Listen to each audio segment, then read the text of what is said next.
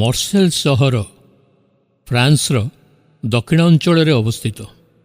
ଶସ୍ୟ ଶ୍ୟାମଳା କ୍ଷେତ୍ର ଏବଂ ମନୋହର ଉଦ୍ୟାନଗୁଡ଼ିକ ନିମନ୍ତେ ଏହି ସହରଟି ବିଖ୍ୟାତ। ଦିନ ଥିଲା ଏହି ସହରଟି ଏକ ରୁକ୍ଷ ତଥା ଶୁଷ୍କ ଜଳଶୂନ୍ୟ ଅଞ୍ଚଳ ଥିଲା। ଏହି ସହରବାସୀ ଜଳାଭାବ ପାଇଁ ବହୁତ କଷ୍ଟ ପାଉଥିଲେ। ଏମିତିକି ନିର୍ମଳ ପାନୀୟ ଜଳ ଟୋପାଏ ପାଇବା ସେମାନଙ୍କ ନିମନ୍ତେ କଷ୍ଟକର ଥିଲା। କିନ୍ତୁ ଆଜି ସେମାନଙ୍କର ସେ କଷ୍ଟ ଆଉ ନାହିଁ। ସେମାନଙ୍କ ନିମନ୍ତେ ପ୍ରଚୁର ଜଳ ନଦୀରୁ ପ୍ରବାହିତ ହେଉଛି। ମର୍ସେଲ ସହର ନିକଟରୁ 97 ମାଇଲ ଦୂରରେ ଅବସ୍ଥିତ ଏହି ନଦୀରୁ କେନାଲ ଦ୍ୱାରା ମର୍ସେଲ ସହରକୁ ଜଳ ଯୋଗାଇବାର ବ୍ୟବସ୍ଥା କରାଯାଇଛି। ଏହି କେନାଲ 1837 ମସିହାରୁ 1848 ମସିହା ମଧ୍ୟରେ ଖୋଳାଯାଇଥିଲା। ଏହି କେନାଲ ଖୋଳା ହେବାର କିଛି ବର୍ଷ ପୂର୍ବେ ଗୁଇଜନ ନାମକ ଜଣେ ବ୍ୟକ୍ତି ମର୍ସେଲ ସହରରେ ବାସ କରୁଥିଲେ। ତାଙ୍କର କେହି ଆତ୍ମୀୟ ସ୍ୱଜନ ବନ୍ଧୁବାନ୍ଧବ ନଥିଲେ। ସେ ଏକୁଟିଆ ଥିଲେ। ଅର୍ଥ ଉପାର୍ଜନ କରିବା ନିମନ୍ତେ କଠୋର ପରିଶ୍ରମ କରୁଥିଲେ। କିନ୍ତୁ ବଡ଼ ଆଶ୍ଚର୍ଯ୍ୟର ବିଷୟ ଥିଲା, ସେହି ଅର୍ଥକୁ ସେ କେବଳ ସାଇତିକି ରଖୁଥିଲେ। ଏମିତିକି ନିଜର ଅତ୍ୟାବଶ୍ୟକୀୟ ପ୍ରୟୋଜନୀୟ ଖର୍ଚ୍ଚ ମଧ୍ୟ କରିବାକୁ ସେ କୁଣ୍ଠାବୋଧ କରୁଥିଲେ। ତାଙ୍କର ପୋଷାକର ଆବଶ୍ୟକତା ଥିଲେ ମଧ୍ୟ ସେ ନୂତନ ପୋଷାକ ତିଆରି କରୁନଥିଲେ। ଅନେକ ଦିନ ଧରି ସେହି ଗୋଟିଏ ପୋଷାକ ପିନ୍ଧିବା ଦ୍ୱାରା ତାହା ଅତି ଜୀର୍ଣ୍ଣ ଶୀର୍ଣ୍ଣ ଏବଂ ମଇଳା ହୋଇଯାଇଥିଲା। ତାଙ୍କର ଖାଦ୍ୟ ମଧ୍ୟ ଅତି ସାଧାରଣ ଓ ସାମାନ୍ୟ ଥିଲା। ସାଧାରଣ ସୁଖଭୋଗକୁ ତୁଚ୍ଛ କରି ସେ ଏକାକୀ ନିଃସଙ୍ଗ ଜୀବନଯାପନ କରୁଥିଲେ।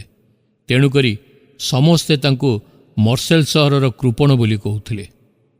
ଦିନ ପରେ ଦିନ, ବର୍ଷ ପରେ ବର୍ଷ ତାଙ୍କର ବନ୍ଧୁହୀନ ନିଃସଙ୍ଗ ଜୀବନ ଏହିପରି ବିତିଯିବାକୁ ଲାଗିଲା। କ୍ରମଶଃ ତାଙ୍କର ବୟସ ବଢ଼ିବାକୁ ଲାଗିଲା। ଅତି ପରିଶ୍ରମ ହେତୁ ସେ ନଈ ନଈ ବାଡ଼ି ଧରି ଚାଲିଲେ। ତାଙ୍କର ମୁଣ୍ଡର ବାଳ ସବୁ ଧଳା ହୋଇଗଲା। ତଥାପି ସେ ପରିଶ୍ରମ କରିବାରୁ କ୍ଷାନ୍ତ ହେଲେନି।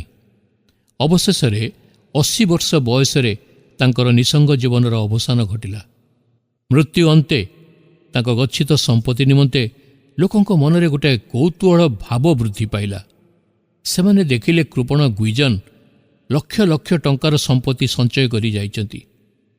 ତାଙ୍କର କାଗଜପତ୍ର ମଧ୍ୟରୁ ଏକ ଦତ୍ତପତ୍ର ମିଳିଲା। ଆଉ ସେଥିରେ ଲେଖାଥିଲା, ମୁଁ ଦରିଦ୍ର ଥିଲି। ଦେଖିଲି ମର୍ସେଲର ଦରିଦ୍ର ଲୋକେ ଟୋପାଏ ପାନୀୟ ଜଳ ପାଇଁ ଅସୁବିଧା ଭୋଗ କରୁଛନ୍ତି। ମୋର କେହି ଆତ୍ମୀୟ ନଥିବାରୁ ମୁଁ ମୋର ଉପାର୍ଜିତ ସମସ୍ତ ଧନ ସଞ୍ଚୟ କରିବାକୁ ମୋ ଜୀବନର ସବୁ ସମୟ ଦେଇପାରିଛି। ତେଣୁ ମର୍ସେଲ ସହରର ପ୍ରତ୍ୟେକ ଦରିଦ୍ର ବ୍ୟକ୍ତି ଯେପରି ପ୍ରଚୁର ଜଳ ପାଇପାରିବେ, ସେଥିପାଇଁ ବହୁ କଷ୍ଟରେ ଉପାର୍ଜିତ ମୋର ଏହି ଧନ ଦ୍ୱାରା ସହରକୁ ଜଳ ଯୋଗାଣର ବ୍ୟବସ୍ଥା କରାଗଲେ ମୋର ସାରା ଜୀବନର ପରିଶ୍ରମ ସାର୍ଥକ ହେଲା ବୋଲି ମୁଁ ମନେ କରିବି। କିନ୍ତୁ ପୂର୍ବ ଦେଶରେ, ଯାହାକି ପବିତ୍ର ବାଇବଲରେ ଲେଖାଯାଏ, ଆଉ ଜଣେ ବ୍ୟକ୍ତି ଜନ୍ମଗ୍ରହଣ କରିଥିଲେ, ଯିଏକି ଜଗତର ମଙ୍ଗଳ ନିମନ୍ତେ ନିଜ ଜୀବନ ଉତ୍ସର୍ଗ କରିଥିଲେ। ଅଥଚ ଏ ଜଗତ ତାହାଙ୍କୁ ଚିହ୍ନିଲା ନାହିଁ। ବାକ୍ୟରେ ଲେଖାଯାଏ, କାରଣ ଆମ୍ଭମାନଙ୍କ ପ୍ରଭୁ ଯୀଶୁଖ୍ରୀଷ୍ଟଙ୍କ ଅନୁଗ୍ରହ ତୁମେମାନେ ଜାଣ। ତୁମେମାନେ ଯେପରି ତାହାଙ୍କ ଦରିଦ୍ରତା ଦ୍ୱାରା ଧନବାନ ହୁଅ, ଏଥିପାଇଁ ସେ ଧନୀ ହେଲେ ହେଁ କିପରି ତୁମମାନଙ୍କ ନିମନ୍ତେ ଦରିଦ୍ର ହେଲେ।